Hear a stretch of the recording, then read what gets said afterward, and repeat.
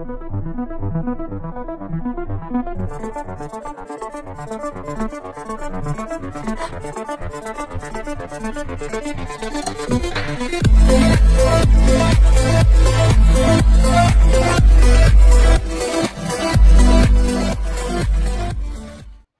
les amis. Donc je m'adresse principalement à ma communauté d'habitués. Maintenant, tous les autres sont les bienvenus, de toute façon. Aujourd'hui, je me suis lancé à faire du saucisson. J'avais des rouelles de porc dans le congélateur. J'en avais 3, que voici par exemple. Alors, elles étaient non décoinées, le gras y était bien sûr, et les os aussi. Donc je les ai désossés, décoinés, enlevé le gras. Vous voyez, vous avez le gras ici, avec de la couenne ici, mais rien ne se perd. Vous voyez, ici il y a les os, la couenne ici que j'ai coupé en petits morceaux, et ça bien sûr, je vais m'en servir pour faire des lentilles. Et là, on va faire un plat de lentilles succulent, avec les restes de la rouelle, comme on fait un super plat de lentilles, ou haricots par exemple aussi, ça marche très bien. Donc, je découpe tout en petits morceaux. Si vous n'avez pas le temps, laissez tomber, c'est pas pour vous. Je coupe tout au couteau. Donc j'émince en morceaux de 3 mm à peu près. Et je découpe tous les morceaux de viande au couteau. Je n'ai pas de Robocop. Et les saucissons, pour qu'ils soient bons, ça ne se fait pas dans un hachoir à viande. Le hachoir, ça fait de la purée. Même si on met une grosse grille. J'en suis désolé. C'est comme ça.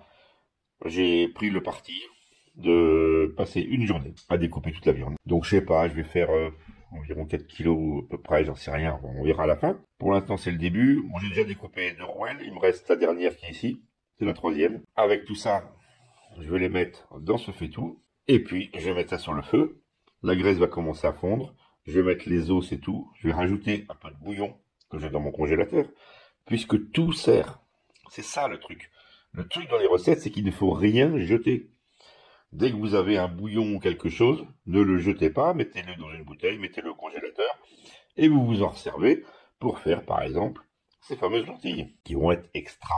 Donc, pour le moment, je coupe, et j'en ai pour un bon moment. Pour tout vous dire, les rouelles m'ont coûté 3,90 € du kilo. Maintenant, attention, vous avez du gras, vous avez l'os à enlever. Après, il faut dénerver, bien sûr, on ne met pas ça au milieu, hein. Parce que ça reste coincé dans les dents, hein. C'est exactement ce que vous trouvez dans les saucissons bas de gamme qui restent coincés entre les dents. Donc ça, on le vire. C'est un saucisson que je vais faire sans nitrite. Il n'y aura absolument rien du tout. J'avais déjà fait une recette qui s'appelait saucisson au torchon. Si vous regardez sur ma chaîne, vous allez les retrouver. Mais j'avais fait des saucissons assez gros. Ils avaient mis très longtemps à sécher et j'avais même eu peur qu'ils moisissent au milieu. Donc cette fois-ci, je vais faire à peu près la même chose, mais par contre, je vais faire plutôt des saucissons de plus petite taille au niveau du diamètre, pour que ça sèche beaucoup plus vite. Parce que je vais les sécher au frigo, puisque j'ai un frigo ventilé. Et ça, c'est très intéressant, puisque le frigo ventilé permet d'avoir un bon brassage d'air, bien sûr, et un séchage à peu près correct. Maintenant, on peut très bien les faire sécher si vous avez une bonne cave, si vous avez... Alors moi, j'ai une grotte chez moi. Le problème, c'est que si je les mets dedans, il y a forcément des bestioles qui vont venir les manger. Parce que c'est pas fermé, et puis c'est une grotte qui a... Je ne vais pas dire qu'elle est grande, mais bon, voilà, il y a des failles un peu partout, il va y avoir des souris, des rats, ou je ne sais quoi là-dedans. Si je mets quelque chose là-dedans, je suis sûr que même si je les pends au plafond, ils vont être dévorés de toute façon. Donc je ne les mettrai pas, donc je vais les mettre au réfrigérateur tout simplement. Maintenant, si vous avez un endroit frais, alors l'idéal c'est... entre 12, on va dire, entre 12 et 18 degrés, même un peu moins. Et surtout, faut qu'il y ait un courant d'air. Voilà, il faut qu'il y ait un courant d'air. Parce que s'il n'y a pas de courant d'air, vos saucissons, ils vont moisir, ils vont pas sécher, ils vont moisir. Surtout qu'on met pas de nitrite. C'est ce que l'on appelle le salpêtre, et c'est tout simplement du nitrate de potassium. Sauf que le problème, c'est que le nitrate de potassium, il est toxique. Par contre, c'est un très bon conservateur. Vous en avez dans tous les saucissons, sauf que moi, je voudrais un saucisson sans nitrite, tout simplement. Nature. Alors, je vous montre un petit peu la coupe. Alors, moi, j'ai pris un couteau à poisson hyper fin, mais par contre, il est rasoir. Ce qui coupe encore le mieux, hein. Donc là, c'est rouelle désossée, dégraissée, enfin, décoignée, dégraissée, oui. Alors je peux vous dire qu'il y a du boulot, hein. C'est des heures et des heures pour couper tout ça en petits carrés. Par exemple, je vous montre. Donc, on va faire des petites tranches comme ça. Genre, voilà, 3 mm à peu près d'épaisseur. Donc déjà, il faut avoir le coup de main. Il faut avoir un super couteau. Voilà, bon, bah, j'arrête là, c'est juste pour vous montrer. Hein. On prend les petites escalopes, là, toutes fines. Voilà. Et puis là, je viens les trancher en longueur. Après, je les tourne. Et puis là, on est parti à faire des tout petits cubes, en fait. Des tout petits carrés que vous allez retrouver dans le saucisson. Alors en plus, ces petits carrés, ils vont sécher, bien sûr. Ils vont réduire en taille. Hein, parce qu'ils sont gorgés de flotte, bien sûr. Donc je fais maxi 5 mm. C'est pas plus. Alors vous raffûtez votre couteau assez régulièrement. Puis vous arrivez à faire quelque chose de super, quoi. Mais alors c'est un boulot de titan, quoi. C'est pour ça, si vous avez un bon charcutier ou un bon boucher, qui a le matériel, qui a un Robocop en fait, eh ben dites-lui de vous le faire au robot, quoi. Alors moi chez moi ils sont nuls, hein. Il n'y a plus de boucher, il n'y a plus rien. Voilà, c'est grande surface, et puis je sais que j'en connais une grande surface, il y en a un, mais ils sont tellement cons que c'est même pas la peine de leur demander de toute façon. Parce que grosso modo, si on leur demande, on fait leur boulot, quoi, quelque part. Ils n'ont plus besoin d'être là parce qu'on fait nos saucissons, on fait nos saucisses, on fait tout, quoi. Vous avez bien compris. Voilà. Alors vous avez des morceaux, par exemple ici c'est de la viande qui était plutôt blanche, puis ici vous avez des morceaux qui sont plutôt rouges, ça dépend des muscles de la cuisse. Alors, à savoir quand même que le saucisson, normalement, c'est fait avec de l'épaule, et non de la cuisse. Hein. C'est fait avec de l'épaule. Mais bon, j'ai pas trouvé d'épaule à bon prix, donc voilà, j'avais 3 rouelles, bon ben voilà. Alors, 1,6 kg, 1,7 kg pour, je sais plus, 4 euros et quelques. Grosso modo, 3,90 € du kilo. Mais attention, il faut enlever la couenne, le gras, on n'y a pas trop, et puis les os. Il y a des morceaux qui ont des gros os, d'autres morceaux qui n'ont rien, juste le petit rond du fémur, quoi. C'était le cas de celui-ci. Ça, c'est mon dernier morceau. J'ai hâte de terminer, hein. Je vous cache pas, j'ai hâte de terminer. Après, j'ai le gras à faire. Hein. Alors, le gras, normalement, la recette du saucisson, on vous dit 70% de gras, 30%, 70% de maigre, 30% de gras. Il faut savoir que sur les saucissons plutôt haut de gamme, on tourne plutôt à 10-15% de gras. Il y a beaucoup moins de gras dans les saucissons haut de gamme. Mais attention, c'est du saucisson fait maison et tout, c'est pas les saucissons que vous allez trouver au supermarché. Hein. Et là, vous allez trouver des concentrations en graisse moindres. Alors moi, je pense que je vais rester sur 20-25%. Et puis, on fera avec ça. Bon, parallèlement, comme je vous ai montré, j'ai fait réchauffer tous mes os pour les lentilles. J'ai mis du bouillon et j'ai fait cuire pendant 2 heures à bloublouter tranquillement. Toute la viande s'est détachée des os. Les morceaux de lard et de couenne ont fondu. Il reste quelques petits bouts, bien sûr, heureusement. J'ai rajouté de l'eau. J'ai rajouté du laurier. 4 ou 5 feuilles de laurier. Et puis, j'ai tout fait bloublouter tranquillement. Maintenant, il me reste un fond avec les os propres. D'ailleurs, vous voyez, je sais pas si vous voyez, oh pardon, j'ai le cendrier. Eh ouais, j'ai fait une pause. Accordez-moi une pause quand même. Je sais, plein de gens vont dire, oh là, t'as le cendrier sur la table. Ah oui, mais je faisais une pause là, vous voyez. Donc là, je suis en arrêt, bien sûr. Donc, vous voyez, les os que j'avais mis au départ, il y avait la moelle dedans. Bon, je les ai vidés, hein. Je me suis fait un petit plat, moi, mamma mia. Ben, voilà. Je vais vous montrer. En fait, c'est rien de perdu, quoi. Absolument rien. Si, les os. J'ai plus de chien. Autrement, ils seraient régalés. Mais je vais les mettre dans mon jardin, puis le chien du voisin viendra les manger. Donc, il y a vraiment 0 perte. Voilà. Donc, je vais continuer à hacher tout. Et puis, pour ce soir, ça suffira. Et demain matin, ben, alors je vais mettre tout au frigo, bien sûr. Et puis demain matin, je vous sortirai tout, je vous montrerai le résultat. Je couperai le gras. Et puis après, on passera à la mixture. Donc, avec tous les ingrédients qui seront mélangés à la main dans un gros faitout. Et puis après, on s'occupera de... Alors, je vais pas dire d'embosser, puisqu'il y aura pas de... il y aura pas d'embossage dans un boyau, puisque je les ferai sans nitrite et sans rien. Et je les ferai au torchon, comme j'avais fait mon ancienne recette, qui m'avait super plu. Bon, ben, je continue, et puis on se reprendra après, bien sûr. Voilà, donc j'ai fini de passer le maigre. Et maintenant, donc, je fais le gras. Alors, un couteau affûté rasoir. Je taille des petites lamelles. Puis après, je vais recouper dans ce sens-là, bien sûr. Alors, pour le gras, c'est de la bardière, c'est-à-dire c'est du gras de dos de cochon. Certains mettent le gras de la gorge et de l'épaule, ou du jambon. Mais la bardière, c'est le meilleur gras. C'est un gras qui est beaucoup plus dur. C'est pas un gras mou comme vous avez dans la gorge, par exemple. Donc c'est le meilleur gras pour faire du saucisson. Voilà, c'est enfin haché. Donc, notre gras ici, à peu près 25% de la quantité. Donc un quart de gras, à peu près. Hein. Et puis le maigre ici. Donc, je vous dis pas, ça fait quand même des milliers de coupes à faire. Hein. À la main, c'est pas facile. Hein. Faut être courageux. Voilà, puis ça prend du temps. Ça, je m'en excuse. Bon, maintenant, après, si vous avez un boucher qui est capable de vous le couper, ou alors vous pouvez le faire au moulin électrique, avec une grosse grille, la plus grosse que vous avez. Mais bon, je préfère, moi, j'ai le temps de le faire, je préfère le faire à la main. Voilà, un petit truc. Si vous coupez à la main, je vous conseille ce genre de produit. C'est un gant côte de maille. Alors c'est pas entièrement de l'inox. C'est une maille mi-métallique, mi-synthétique.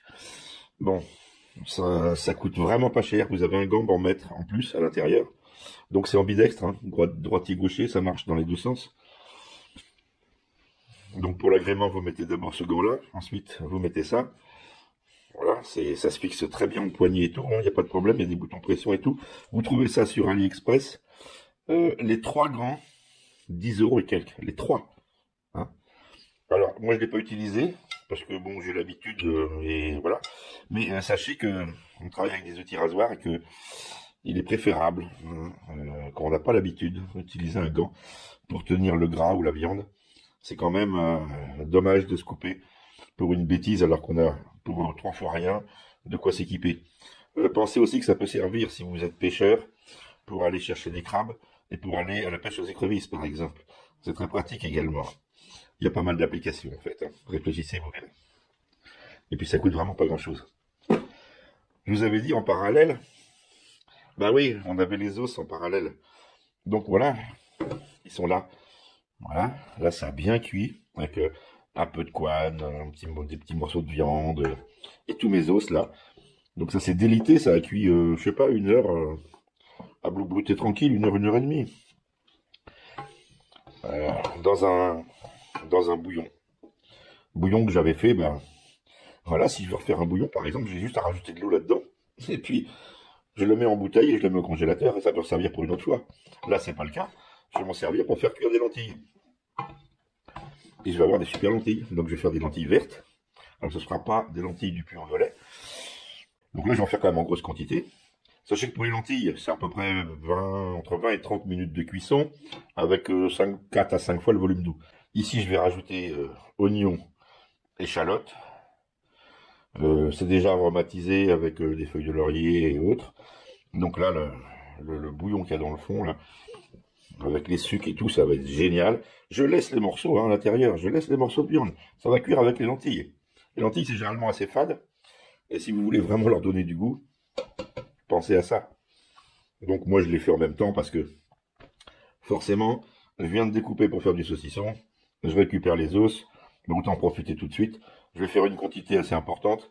Alors ce qui est dommage, c'est que c'est très bon quand ça vient d'être fait.